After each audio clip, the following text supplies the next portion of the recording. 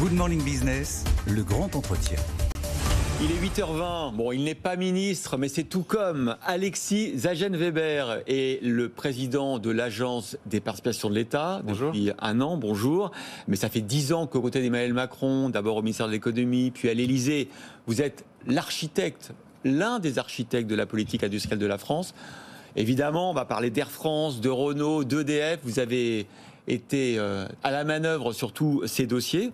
Bon, on peut les faire un par un, c'est plutôt intéressant. Commençons par EDF. EDF, peut-être que la facture des Français va encore s'alourdir dans un mois avec une nouvelle taxe. Est-ce que vous n'êtes pas en train, pardon pour l'expression un peu triviale, de vous refaire la cerise sur le dos des clients d'EDF, de trouver l'argent auprès des consommateurs pour sauver cette entreprise ? Alors d'abord, vous m'avez fait effectivement beaucoup trop d'honneur en me présentant comme un ministre d'économie, ce que je ne suis pas. Moi, je suis un fonctionnaire au service du ministre et du gouvernement. Et du président. Et du président de la République, évidemment. Non, pas du tout. Je crois que la logique qu'il faut trouver, c'est le bon équilibre entre l'ensemble des objectifs que s'était fixé le gouvernement et auxquels nous sommes parvenus, notamment avec l'accord qui a été trouvé en novembre. En Europe, sur les prix de l'électricité. Et puis en France, avec EDF, comment est-ce qu'on concilie la nécessité d'investir dans notre appareil de production électrique pour avoir de l'électricité décarbonée, abondante, à un prix compétitif, pas simplement aujourd'hui, mais dans le futur, et la nécessité de protéger les consommateurs en termes de niveau et en termes de volatilité. Parce que ce qu'on a vécu en 2022, c'est un épisode de très grande volatilité des prix. L'État a joué son rôle, il a protégé les consommateurs avec le bouclier tarifaire.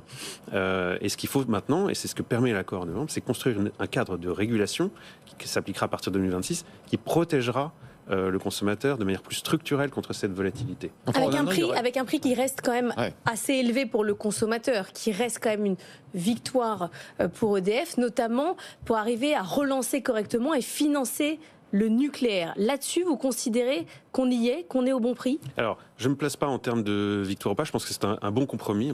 Tout le monde est gagnant. Le consommateur français paye une électricité moins chère, sensiblement moins cher qu'ailleurs en Europe. Mais il paye 40% de plus, il va payer 40% de plus qu'il y a 2 ans.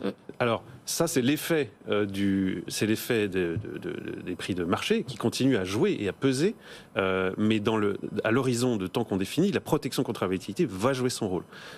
Et à nouveau, je pense que l'intérêt du consommateur, c'est les prix, et puis c'est aussi l'accès à un volume. Aujourd'hui, on voit bien que ce qui a fait s'envoler les prix d'électricité, en particulier l'année dernière, c'est l'absence d'électricité, parce qu'il y a eu cet énorme problème de production avec le parc nucléaire d'EDF. Aujourd'hui, on est en train d'en sortir, c'est progressif, mais on peut tous se réjouir quand cette fin d'année, fin d'année 2023, début d'année 2024, on passe l'hiver sans souci, sans problème de volume, et on voit que les prix baissent continuellement depuis le milieu de l'année dernière, et donc de 2023. Et donc on voit bien que l'enjeu, c'est bien qu'on sache produire. Et il faut que EDF puisse produire, et pour pouvoir produire aujourd'hui et demain, il faut pouvoir investir et avoir les moyens de le faire. On est au niveau pour financer notre parc nucléaire. Là, on aura les moyens de le faire. Oui, tout à fait. Et puis, il y a encore des discussions qui sont en cours sur le futur parc nucléaire, le nouveau nucléaire, les futurs EPR, où là, évidemment, EDF, mais aussi la puissance publique, jouera son rôle, et ces discussions se poursuivent pour trouver le bon équilibre dans ce financement. Autre dossier, Renault. Je pense que vous avez soutenu la stratégie du patron de Renault pour filialiser la partie électrique, la partie d'avenir. On sait que c'est compliqué, le marché est plus compliqué, le marché de l'électrique est plus compliqué, les constructeurs se livrent à une guerre des prix, ce qui rend moins rentable effectivement cette partie de l'industrie automobile. Est-ce que vous souhaitez toujours, comme actionnaire de Renault, la filialisation de cette partie en paire au cours de l'année 2024 ou plus tard, ou est-ce qu'on peut faire différemment ? Alors, peut-être revenir un petit peu quelques années en arrière. Je pense que ce qu'il faut noter, c'est que il y a encore 3 ans, Renault était une entreprise en crise, en pleine crise Covid. Un peu à cause de nous avec Nissan. D'abord et essentiellement, non, je suis pas d'accord, essentiellement à cause de la crise Covid, qui touchait d'ailleurs l'ensemble de l'industrie automobile mondiale, et Renault était particulièrement touché. Et il faut quand même saluer le travail de Luca de Meo, le travail de la gouvernance et le travail des équipes de Renault et des collaborateurs de Renault qui, en 3 ans, ont, à travers le plan Renaulution, complètement redressé la situation économique, la production, relancer une nouvelle, je dirais, une nouvelle culture au sein du groupe. Ça, c'est un succès majeur et il faut le saluer. Et en tant qu'actionnaire, je le salue. Et on continuera, évidemment, à l'accompagner dans cette stratégie. Par ailleurs, c'est une industrie automobile, et Renault n'y échappe pas, qui est confrontée à des transformations considérables. L'arrivée du véhicule électrique, c'est un changement, pas simplement, je dirais, dans le mode de propulsion des véhicules. C'est pas qu'une question de moteur, c'est pas qu'une question de batterie, c'est une question d'architecture. L'objet voiture électrique, véhicule électrique, c'est un objet très différent du véhicule thermique. Pour ça, il faut que le groupe s'organise. Et qui s'organise avec une filiale dédiée, donc c'est le fameux Ampère, qui sera construite un peu, je dirais, comme un Tesla, capable d'attirer les talents, capable de développer un produit qui finalement est un produit très différent de ce qu'est le véhicule thermique aujourd'hui. Il faut l'introduire en bourse ou pas? Donc on le soutient. Alors vous parliez de fidélisation, elle a lieu, puisque Ampère existe depuis la fin de l'année dernière. Et la mise sur le marché? La mise sur le marché, Luca de Meo a été très clair, et l'entreprise a communiqué sur les marchés. On le soutient, mais l'idée n'est pas de brader. Donc, si les conditions de marché et les conditions de valorisation sont bonnes et correspondent aux attentes du groupe, ce sera fait, mais il n'y a pas de nécessité pour le groupe de le faire. Ils ont les moyens de développer cette activité sans cette mise en bourse, donc elle n'aura pas lieu si elle ne se fait pas dans des bonnes conditions. Et ça, évidemment, en tant qu'actionnaire de Renault, on soutient la position de l'équipe dirigeante de Renault sur ce point. On est évidemment sur un sujet très différent par rapport à EDF, parce que dans Renault, vous avez 15%, l'État n'est pas actionnaire majoritaire. J'ai envie de dire, peu importe, à partir du moment où l'État est là, de toute façon, tout est politique, ou vous vous comportez avec Luca de Meo comme un stratège à côté, un conseiller, juste vous mettez une petite touche État, ça fonctionne comment? Alors l'agence des participations de l'État que je dirige, c'est un service de l'État qui a été créé il y a 20 ans, précisément pour jouer un rôle d'actionnaire professionnel, pour identifier la fonction de l'État actionnaire au sein de l'État. Et donc vis-à-vis de nos entreprises, on a un rôle qui est un rôle qui s'efforce d'être celle d'un actionnaire public qui porte des objectifs de politique publique, mais avec le comportement, le savoir-faire, la compétence d'un actionnaire professionnel qui pourrait être un actionnaire privé. Donc notre relation avec le management de ces grands groupes, contrairement à l'image qu'on peut en avoir, il n'est pas en permanence et systématiquement politique. Il est d'abord celui, effectivement, d'un actionnaire de long terme, d'un actionnaire qui a des objectifs de politique publique, mais qui est d'abord un actionnaire et qui se comporte avec son management comme tel. Est-ce qu'il faut forcément rester ad vitam aeternam des entreprises? Aéroport de Paris, on avait évoqué sa privatisation avant la crise Covid. Est-ce que c'est de nouveau sur le haut de votre pile? Est-ce que vous étudiez la privatisation d'ADP? Alors, non. Ça n'est pas d'actualité. Pourquoi? Après, pour répondre plus, les conditions de marché, les conditions économiques ne s'y prêtent pas. Mais plus globalement, pour répondre à votre question, je pense que on est encore dans une période qui personnellement, a redonné une légitimité à l'État actionnaire.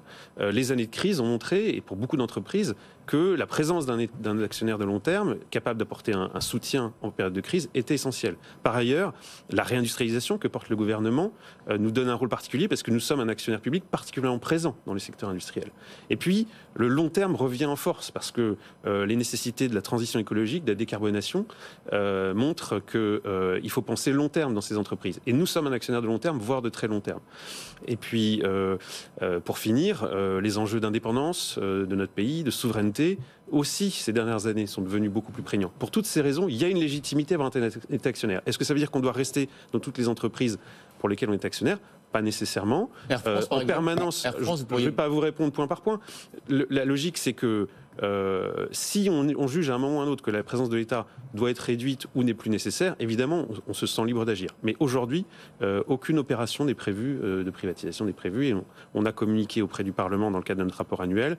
Et dans le cadre du projet de loi de finances pour l'année prochaine, il n'y a pas d'opération de ce type prévue. On avait ce débat avec Nicolas Dose et Jean-Marc Daniel ce matin, 7h10, que je vous invite à aller réécouter en replay, en podcast, sur évidemment, alors vous et les auditeurs, téléspectateurs, sur est-ce que l'État a toujours vocation à être là dans ces entreprises privées. Jean-Marc Daniel soulignait que vous, évidemment, vous avez 83 entreprises. Alors pour EDF, c'est plus facile à justifier. Pour les casinos de Aix-les-Bains, c'est pas forcément évident. Est-ce que là, par exemple, vous dites, bon, là, ça sert à rien? Je passe un peu plus de temps à m'occuper d'EDF que du casino d'Aix-les-Bains. J'imagine, mais c'est quand même une participation. Et je comprends votre question, je reconnais que c'est un petit peu ésotérique. Bon, mais alors quand même, parce que ce débat, il était intéressant, parce que vous savez, Jean-Marc Danel, très libéral, disait, mais que fait l'État dans ces entreprises? On peut très bien financer le nucléaire avec les investisseurs privés, c'est le cas notamment, où il parlait du Japon, je crois. On peut très bien financer le spatial avec l'industrie privée, c'est le cas par exemple avec Tesla aux États-Unis. Est-ce que vous faites toujours les bons choix? On vous reproche d'avoir saboté le mariage Renault-Nissan en voulant accélérer la fusion à un moment donné. Est-ce que l'État est toujours très avisé? Alors, j'ai vu ça, je trouve que là, à nouveau, c'est beaucoup trop d'honneur que de me faire. Je pense que l'État a une pertinence et je pense que dans toutes ces grandes industries où il faut investir massivement sur des cycles longs et où la présence d'un actionnaire de long terme est nécessaire, il y a une pertinence pour l'État.